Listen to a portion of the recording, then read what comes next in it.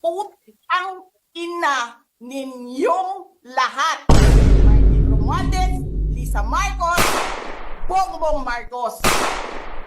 Anong ginawa ko? Binigay ko sa DepEd! Putak na mo ka! Wala ka nga posisyon sa gobyerno, namimigay ka ng pera ng gobyerno eh.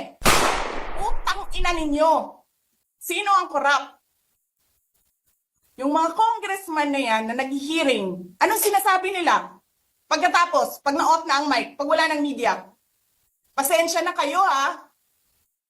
Kailangan kasi namin ng pera. Mag-eleksyon na kasi. Lisa Marcos, naalala mo? Nagpadala ka sa akin ng video?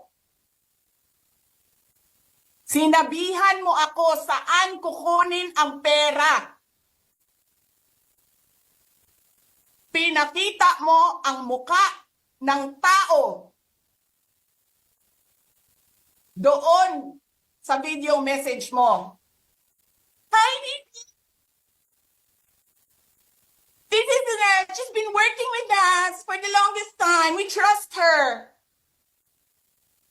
You sent me written instructions about money. Millions a month. Anong nakalagay doon sa envelope? DepEd! Anong ginawa ko? Binigay ko sa DepEd!